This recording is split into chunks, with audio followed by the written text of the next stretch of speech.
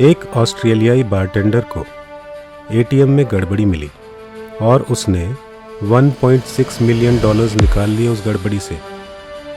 और बाद में वो खुद कहता रहा कि मैंने ये किया है, और फिर भी कोई उसे पकड़ने को तैयार नहीं था।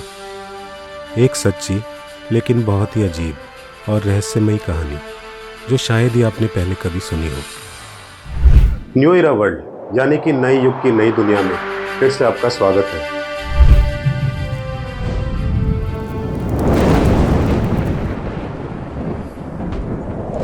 डैन सॉन्डर्स मेलबर्न से 3 घंटे उत्तर में स्थित अपने होम टाउन वांगराटा में बैठा ड्रिंक कर रहा था। उसी दौरान कुछ ऐसा होता है जो उसकी दुनिया बदलने वाला था। कुछ ऐसा घटने वाला था अनजाने में जिसकी कल्पना उसने सपने में भी नहीं की थी।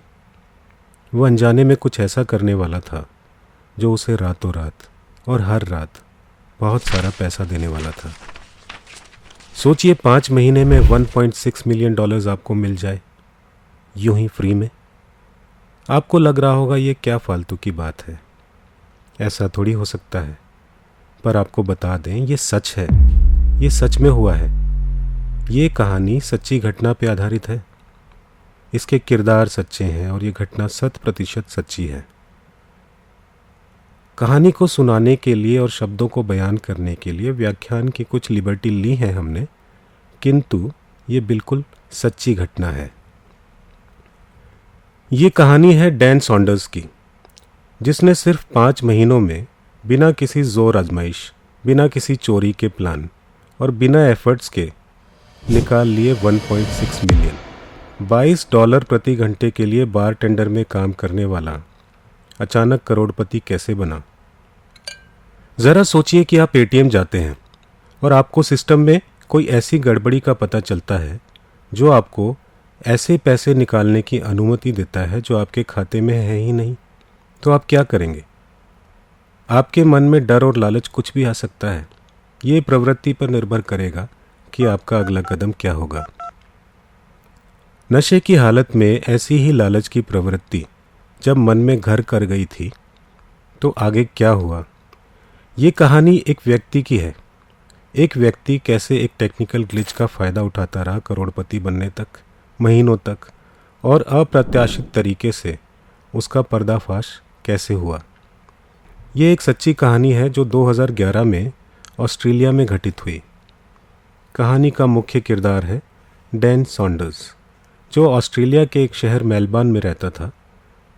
वो एक कैसीनो में काम करता था जहां लोग आमतौर पर जुआ खेलते हैं, ड्रिंक्स करते हैं। ये एक ऐसी दुनिया थी जहां डैन जुए और शराब की दुनिया में रहता था, और इस बात का इस कहानी की घटनाओं पे एक बड़ा असर पड़ा। यही नौकरी करते हुए उसकी मुलाकात होती है एक महिला से जो उसकी मंगेतर बनती है। चूँकि ये महिला ऑस्ट्रेलिया के एक छोटे शहर वांगारा में रहती थी जिसकी आबादी लगभग 30,000 थी, इसलिए डैन ने भी उसके साथ उसी शहर में रहने का फैसला किया। अभी उनकी शादी नहीं हुई थी। जीवन यापन के लिए शुरुआत में उन्होंने सफाई कर्मी और वेटर के रूप में काम करते हुए कई नौकरियां की, जब तक कि उसे पब में नौकरी नहीं मिली।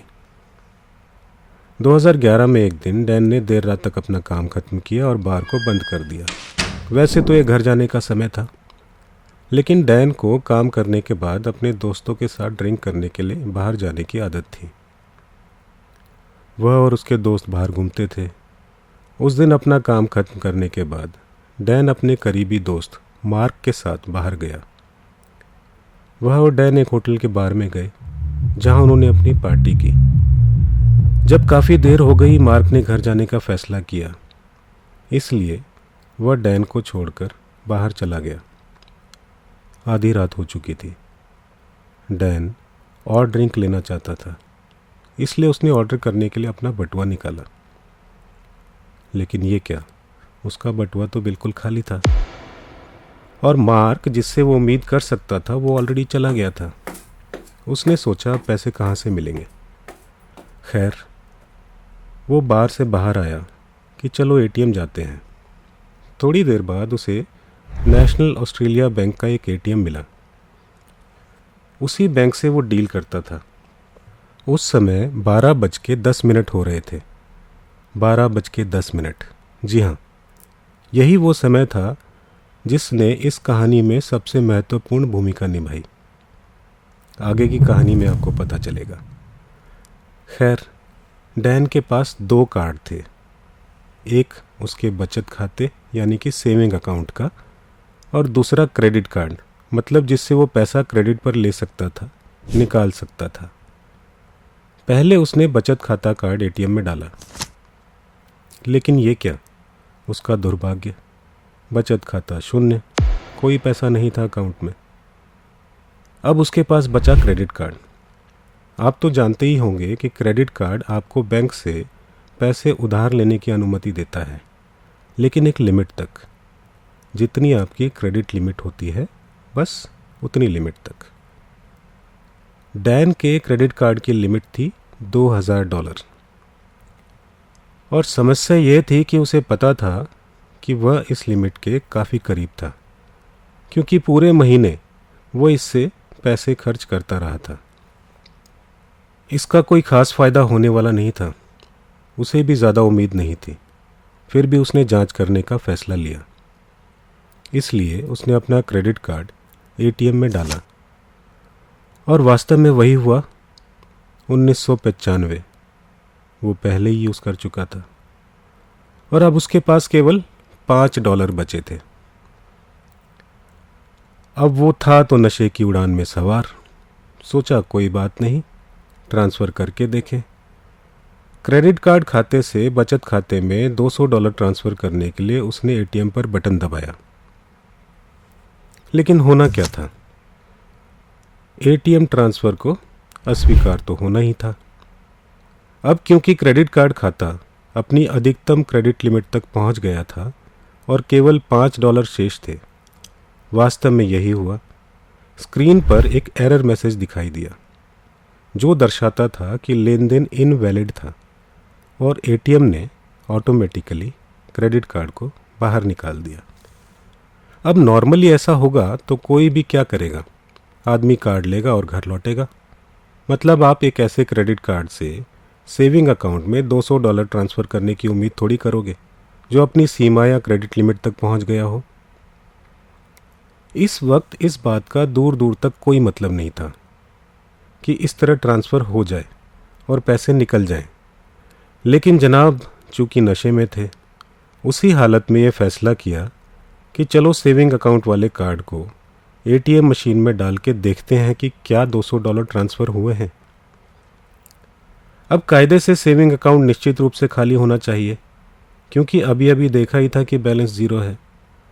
लेकिन अजीब बात यह थी कि एटीएम मशीन ने खाते में बैलेंस नहीं दिखाया।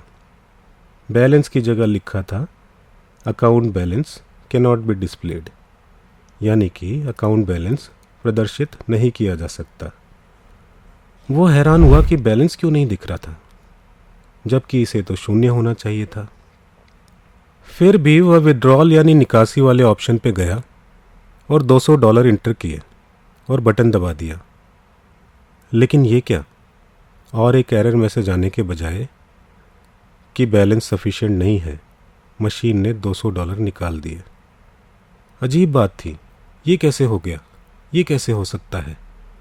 इसका मतलब ये था कि क्रेडिट कार्ड से ट्रांसफ़र किया गया पैसा वास्तव में सेविंग अकाउंट में चला गया, लेकिन क्रेडिट कार्ड अपनी लिमिट तक पहुंच गया। तो ये पैसा कहाँ से आया? डैन ने $200 ट्रांसफ़र करने का प्रयास किया था, लेकिन एक एरर मैसेज मिला था जिसमें साफ तौर पे ट्रांजैक्शन कैंसिल हो गया। तो अभी ये पैसे कैसे ट्रांसफ़र हो गए?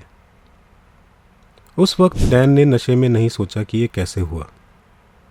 वह बस यही सोच रहा था कि मैं बार में वापस जाऊं और शराब पीऊं। इसलिए उसने पैसे लिए और बार में चला गया। रात 12:50 तक वो वहीं बैठा रहा। समय पर ध्यान दीजिएगा, अभी 1 नहीं बजे थे। उसके बाद वह अपने घर की ओर चल दिया। उस रात भारी बारिश हो रही थी। उसने बारिश से बचने के लिए एक जगह ढूंढने की कोशिश करी और खुद को एक बार फिर बैंक के एटीएम के सामने, उसी मशीन के सामने पाया। जिससे उसने पहले $200 निकाले थे। सोचने लगा कि क्या हुआ था, मशीन ने उसे $200 कैसे दे दिए, जबकि उसके क्रेडिट कार्ड से कोई राशि ट्रांसफ़र नहीं करनी चाहिए थी। उसने कुछ फैसला किया। उसी प्रक्रिया को फिर से आजमाने के लिए सबसे पहले उसने अपना सेविंग अकाउंट कार्ड लिया और उसे एटीएम मशीन में डाला। वैसे ही बैलेंस डिस्प्ले नहीं हुआ, लेकिन एक मैसेज दिखाई दिया जिसमें कहा गया था कि खाते की शेष राशि इस समय नहीं दिखाई जा सकती। उसने बचत खाता कार्ड निकाला और ले लिया। क्रेडिट कार्ड को मशीन में डाल के एक बार फिर से उसने क्रेडिट कार्ड से $200 सेविंग अकाउंट में ट्रांसफ़र कर दिए और वही एरर मैसेज दिखाई दिया, ट्रांजैक्शन कैंसल्ड। क्रेडिट कार्ड बाहर निकल आया। डैन ने फिर सेविंग अकाउंट वाला डेबिट कार्ड डाला। वैसे ही बैलेंस डिस्प्ले नहीं हुआ। वह तुरंत विड्रॉल ऑप्शन पे गया और $200 इंटर किया। ओके दबाया और एक बार फिर से मशीन ने $200 निकाल दिए। फिर क्या था? फिर उसने 400, 800 इन सब के साथ कई बार वो प्रक्रिया दोहराई और हर बार मशीन से वही अमाउंट निकल गया। डैन ने उस रात लगभग $2000 निकाल लिए। पूरा बटुआ लेकर घर लौटा। उस समय तक वो थक गया था। वह अपने बिस्तर पर लेट गया और तुरंत सो गया। अगली सुबह वह उठा। शुरू में उसने सोचा कि ये सिर्फ एक सपना था, लेकिन जब उसने अपना बटुआ खोला और उसमें $2000 देखे तो उसे एहसास हुआ कि वास्तव में सच था। वह आश्चर्यचकित था और पहली बात जो उसके दिमाग में आई वह थी अपने बैंक बैलेंस को चेक करना। जब उसने सेविंग अकाउंट की जांच की तो पता लगा कि अकाउंट अभी भी ज़ीरो है। उसने फिर क्रेडिट कार्ड अकाउंट की जांच की और 1995 यूज्ड। कितनी अजीब बात थी कि खाते अब भी वैसे ही थे। उसने इंतज़ार करने और ये देखने का फ़ैसला किया कि बैंक से कोई कॉल आती है क्या, या कुछ ऐसा चेक होता है कि कुछ अनयूजुअल या कुछ अनएक्सपेक्टेड हुआ है। वह दिन बिना कुछ हुए बीत गया। किसी ने कुछ नहीं पूछा। दूसरे दिन भी किसी ने कोई फ़ोन नहीं किया। उसने फिर से अपने खाते की जांच की, बैलेंस चेक किया। 2011 में बैंक ऐप्स आज की तरह प्रचलित नहीं थे, इसलिए उसने बैंक को फ़ोन किया और बैलेंस जानने के लिए रिक्वेस्ट किया। क्रेडिट कार्ड खाते में अभी भी 1995 का बैलेंस, लेकिन सेविंग अकाउंट शून्य से -2000 हो गया था। इसका मतलब यह था कि उसने बचत खाते से जो निकासी की थी वह उलट गई थी और उसके खाते पर लोन में बदल गई थी। सिस्टम ने खुद को सही कर लिया था और उसने एटीएम से जो निकासी की वह कर्ज में बदल गई। उसके खाते से हालांकि मूल रूप से बैंक को उसे पैसे निकालने की अनुमति नहीं देनी चाहिए थी, जो उसके खाते में उपलब्ध नहीं था। अंत में सिस्टम ने खुद को सही कर ही लिया और निकाली गई धनराशि नेगेटिव बैलेंस में बदल गई। लेकिन इसमें भी डैन ने एक अजीब बात देखी। वो ये थी कि बैंक स्टेटमेंट में ऐसा कुछ नहीं था। उसके क्रेडिट कार्ड से उसके सेविंग अकाउंट में होने वाले ट्रांसफ़र के बारे में कोई जानकारी नहीं थी। उसमें कुछ शो नहीं हो रहा था। स्टेटमेंट में जो कुछ भी स्पष्ट था वो यह था कि सेविंग अकाउंट में नेगेटिव बैलेंस हो गया था, जैसे कि सिस्टम को ये पता ही नहीं था कि पैसा कहाँ से आया। उसे पता था इसे वापस ले लिया गया था, लेकिन उसे इसका सोर्स नहीं पता था। अब कायदे से डैन को $2000 वापस करना चाहिए। बटुए के अंदर डॉलर मिले, बैंक में $2000 जमा करेंगे तो बैलेंस ज़ीरो हो जाएगा। उसने सोचा कि हाथ में पैसा बैंक में ज़ीरो बैलेंस करने से बेहतर है, भले ही अकाउंट नेगेटिव हो। इसलिए उसने हर पल का आनंद लेने का फैसला किया। सीधे बाज़ार गया, घर का सामान खरीदा, यहाँ तक कि रसोई के लिए एक नया फ्रिज भी खरीदा। बाद में उसने अपने दोस्तों को बुलाया और उसने उन्हें एक बार में आमंत्रित किया। काफ़ी पैसे उड़ाए। लास्ट में उसके पास बचे केवल $300। तब डैन ने फैसला किया कि बैंक को पैसे लौटाने और अपने कर्जे का एक छोटा सा हिस्सा चुकाने के बजाय वह खोई हुई राशि वापस पाने की उम्मीद से जुआ खेलेगा और बैंक को अपना कर्ज चुकाएगा। ये ऑस्ट्रेलिया में विशेष रूप से बार में व्यापक चीज़ों में से एक है। घुड़दौड़, हॉर्स रेसिंग। इस पर सट्टा लगाने वाले दौड़ जीतने के लिए घोड़े पर दांव लगाते हैं और एक प्रकार से जुए के रूप में एक निश्चित राशि लगाते हैं। जिस बार में डैन काम करता था वह टैब नामक वेबसाइट के साथ कोलैबोरेशन वाले बारों में से था, जो घुड़दौड़ सट्टेबाजी की सबसे बड़ी साइट थी। पूरे ऑस्ट्रेलिया में कई बार ने अपनी सेवाएं देने के लिए इस वेबसाइट के साथ कोलैबोरेट किया हुआ था। इसका मतलब था कि ग्राहक आता था और बार मालिक को नकद देता था और बार मालिक वेबसाइट पर दाव लगाता था, क्योंकि बार सिस्टम साइट से जुड़ा हुआ था। डैन ने बचे हुए $300 को घुड़दौड़ पर दाव लगाने का फैसला किया और दिन के अंत में वो $300 भी हार गया। एक तो बैंक का कर्ज था और ऊपर से ये भी जुए में हार गया। अब जेब में पैसे नहीं थे। घर वापस चला गया। अब डैन इस बारे में सोच रहा था कि जिस समस्या का सामना वो कर रहा था उसे हल करने के लिए वो क्या कर सकता था। उसका दिमाग फिर उसी तरफ दौड़ने लगा। वो सोचने लगा कि आखिर उस रात हुआ क्या था जब वो एटीएम से $2000 निकालने में कामयाब रहा। यह प्रक्रिया आखिर हुई कैसे? एटीएम ने उसे पैसे निकालने की परमिशन कैसे दी? क्यों दी? वो पैसे तो उसके खाते में थे नहीं, फिर आखिर क्यों अलाउ किया होगा मशीन ने? उसका दिमाग उसी ओर दौड़ता रहा, तरह तरह की बातें सोचता रहा, विश्लेषण करता रहा। यह समझने की कोशिश करने लगा कि आखिर सिस्टम कैसे काम करता है। अब वो कोई हैकर तो था नहीं। खैर, फिर भी डैन ने उन सभी कारकों पर विचार करना शुरू कर दिया जो उस रात घटित हुआ, और पहला महत्वपूर्ण कारक जो उसे इम्पोर्टेंट लग रहा था वो था टाइम, समय। इसलिए कुछ दिनों के बाद उसने आधी रात के बाद बार में काम खत्म करने के बाद एक और प्रयास करने का फैसला किया। वह उसी एटीएम मशीन पर गया जहां से उसने पहले पैसे निकाले थे। सबसे पहले उसने मशीन में सेविंग अकाउंट वाला कार्ड डाला और वास्तव में उसके अकाउंट में $2000 का नेगेटिव बैलेंस दिखा। उसने सेविंग अकाउंट कार्ड निकाला और मशीन में क्रेडिट कार्ड डाला। क्रेडिट कार्ड में वही 1995 का नेगेटिव बैलेंस। उसने क्रेडिट कार्ड से $1000 को सेविंग अकाउंट में ट्रांसफ़र करने के लिए उसी ऑपरेशन को दोहराया।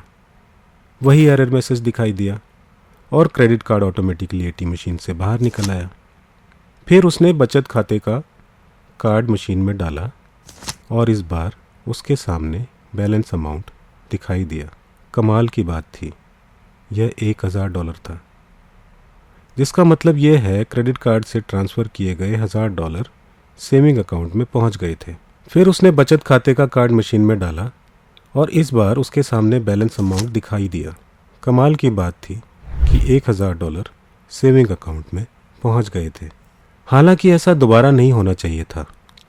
फिर भी वह क्रेडिट कार्ड खाते में लौटा और $1000 और ट्रांसफ़र कर दिया। एरर मैसेज फिर से दिखाई दिया। हालांकि जब उसने सेविंग अकाउंट की फिर से जांच की तो पाया कि बैलेंस ज़ीरो हो गया है और इजीली उसने अपना सारा भुगतान कर दिया। मिनटों के भीतर ऋण खत्म। निश्चित रूप से डैन को पता था कि सिस्टम बाद में पकड़ लेगा और उसके खाते की शेष राशि -$2000 वापस कर देगा, लेकिन फिर भी वो अपने क्रेडिट कार्ड खाते से बचत खाते में $2000 ट्रांसफ़र करके फिर से पैसे निकालने का प्रयास करना चाहता था। उसे एक एरर मैसेज मिला, लेकिन जब उसने जांच की बचत खाते में शेष राशि अब 2000 थी। उसने ये राशि निकाल ली और बचत खाते में शेष राशि 0 हो गई। अब डैन अपनी जेब में $2000 लेके वापस घर लौट गया। वर्तमान में उसके खाते में बैलेंस 0 और लोन भी उतर गया और पैसे भी हाथ आ गए, लेकिन वह जानता था कि सिस्टम संभवतः अपने आप सही हो जाएगा। फिर भी वो देखना चाहता था कि ये सुधार कब होगा। खैर, यह जानने के लिए अभी वक्त नहीं था। डैन सो गया। अगली सुबह जब वो उठा, उसने तुरंत बैंक को फ़ोन करके अपने खाते की बैलेंस की डिटेल देने का अनुरोध किया। मन में सभी तरह के भाव आ रहे थे, चिंता के, डर के, कार्रवाई के। क्या लोन उतारना पड़ेगा? पुलिस का या कुछ और चक्कर तो नहीं पड़ेगा? लेकिन ये क्या, बैलेंस अभी भी शून्य था। सिस्टम ने अभी तक खुद को ठीक नहीं किया था। पूरे दिन वो बैंक में फ़ोन करता रहा। हमेशा एक ही परिणाम मिला कि अगली सुबह बैलेंस 0 था।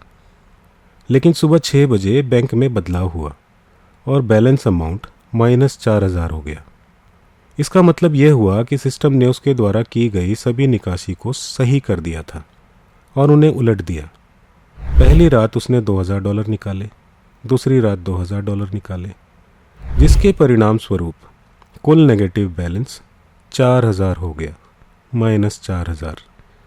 अब कुल मिला के बात इतनी थी कि पैसा तो निकल रहा था, लेकिन यह प्रक्रिया उपयोगी नहीं थी। वह कैश निकाल सकता था, लेकिन थोड़ी देर बाद बैंक प्रणाली अपने आप ठीक हो जाएगी और सभी निकासी पर ध्यान देगी, और जब शेष राशि एक इम्पॉर्टेंट नेगेटिव बैलेंस तक पहुंच जाएगी तो उसका खाता फ्रीज कर दिया जाएगा। एक ऑटोमेटेड सिस्टम जो खाते को नेगेटिव बैलेंस -20,000 तक पहुंचने तक तुरंत फ्रीज कर देती है। हालांकि इस सुधार में पूरे दिन से अधिक यानी कि 24 घंटे से अधिक का समय लगता है, और यहीं पर सारी गड़बड़ी है। डैन ने उस सिद्धांत का लाभ उठाने की सोची कि बैंक का एटीएम 12 बजे के बाद मुख्य बैंकिंग प्रणाली से अलग होकर स्टैंड बाय मोड में चला जाता है। इस स्थिति में एटीएम मशीन 12 बजे से 1 घंटे के लिए बैंक प्रणाली से डिस्कनेक्ट हो जाती है। इस दौरान क्रेडिट कार्ड खाते से बचत खाते में ट्रांसफ़र करने की अनुमति देना इनफैक्ट सिस्टम में ग्लिच थी, गड़बड़ी थी जो नहीं होनी चाहिए थी। लेकिन डैन ने इसमें फ़ायदा उठाने की सोची। वैसे सुधार में 24 घंटे से ज़्यादा टाइम लगता है। हर रात 12 बजे से 1 बजे के बीच ट्रांसफ़र ऑपरेशन करना ज़रूरी है। उसने डिसाइड किया कि वह पिछले दिन के नेगेटिव बैलेंस की भरपाई करेगा। एग्जाम्पल के तौर पे यदि डैन आज रात $10,000 निकालता है, तो अगली रात यदि वह 10,000 और निकालना चाहता है तो उसे पिछली रात निकाले गए 10,000 की भरपाई करने के लिए 20,000 ट्रांसफ़र करने होंगे, और अगली रात को यदि वह 10,000 और निकालना चाहता है तो उसे पहली रात के 10 और अगली रात के 10 की भरपाई के लिए 30,000 ट्रांसफ़र करने होंगे। ऊपर से एक और कमाल का फ़ायदा ये था कि मशीन एक लेन देन में 6 अंकों तक किसी भी राशि को ट्रांसफ़र करने की अनुमति देता था। वह 9,99,999 तक ट्रांसफ़र कर सकता था। लेकिन समस्या एक थी, अगर वो एक दिन भी चूक जाता तो पिछली हर ट्रांजैक्शन का टोटल उसके अकाउंट में रिफ्लेक्ट होने का डर था। डैन ने डिसाइड किया कि यदि वह इस गड़बड़ी का लाभ उठाना चाहता है तो उसे ट्रांसफ़र करना होगा हर रात 12 से 1 बजे तक उसके क्रेडिट कार्ड खाते से उसके बचत खाते में, और वह एक भी रात नहीं चूकता। इसके अलावा हर बार उसे 2 कारणों से अंतिम निकाली गई राशि का 2 गुना ट्रांसफ़र करना पड़ता था। पहला, पिछली राशि की भरपाई के लिए, और दूसरा, अगली रात उसी भरपाई की उम्मीद में खर्च करने के लिए कैश प्राप्त करने के लिए। ये वे शर्तें थी जिनका डैन को सम्मान करना था, ताकि वह इस गड़बड़ी का फ़ायदा उठाता रहे, नहीं तो बेनकाब हो जाता। डैन के लिए एक सख्त कार्यक्रम बनाए रखना महत्वपूर्ण था। बिना किसी संदेह के गड़बड़ी से लाभ उठाने के लिए नियमों का पालन करना ज़रूरी था। रूटीन से किसी भी चेंज का पता लगाया जा सकता था और परिणाम गंभीर हो सकते थे। डैन को यह भी पता चला कि यह ट्रिक नेशनल ऑस्ट्रेलिया बैंक के स्वामित्व वाली किसी भी एटीएम मशीन से कर सकता है। इसलिए हर रात वह मशीन पर जाता, पर्याप्त राशि निकाल लेता। उसके अनुसार उसे थोड़ा पहले दोषी तो महसूस हुआ, लेकिन फिर उसने खुद को तर्क दिया कि बैंक एक दुष्ट संस्था है जो लोगों का पैसा चुराती है, तो जब मौका मिले तो वह उनसे चोरी क्यों ना कर ले। यही वह तर्क था जिसका इस्तेमाल वह खुद को सही ठहराने के लिए करता था। पहले सप्ताह में उसने लगभग $20,000 निकाल लिए। डैन का सबसे बड़ा आनंद घोड़े की दौड़ पर दाव लगाने के अलावा अपने दोस्तों को ड्रिंक्स के लिए आमंत्रित करना था। उसके दोस्त उसका समर्थन करते थे और यहाँ तक कि दाव लगाने के लिए घोड़ों को चुनने में भी उसकी मदद करते थे। अपनी तरफ से वो अच्छा जीवन जी रहा था। कभी कभी बार में सभी को आमंत्रित करता था और कहता था कि सारा बिल वही भरेगा। उसके आसपास के लोग हैरान होने लगे कि उसे पैसे कहाँ से मिले, जबकि उसकी वित्तीय स्थिति उसे ये काम करने की अनुमति नहीं देती थी। लेकिन उसने उन्हें समझाया कि वो घोड़ों पर दाव जीत रहा है जिन पर उसने दाव लगाया था, और सभी ने इस लॉजिक पर विश्वास भी किया।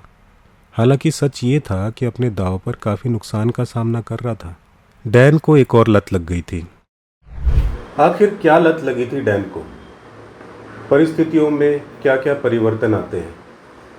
स्टोरी क्योंकि लंबी है, इसलिए हमने इसको 2 भाग में बनाने का फैसला किया था। पहला भाग आपने देख लिया, आगे का भाग बहुत ही इंटरेस्टिंग है। डैन कोशिश करता है कि वो सबको बता दे, वो कोशिश करता है कि पुलिस उसे पकड़ ले, उसके लिए वो क्या क्या कोशिशें करता है। बड़ी इंटरेस्टिंग स्टोरी है, ध्यान से देखिएगा। और स्टोरी का अगला भाग देखने के लिए हमारे चैनल को सब्सक्राइब कीजिएगा, कमेंट कीजिएगा, शेयर कीजिएगा, लाइक कीजिएगा। आगे की वीडियो जल्दी ला रहे हैं। प्रणाम।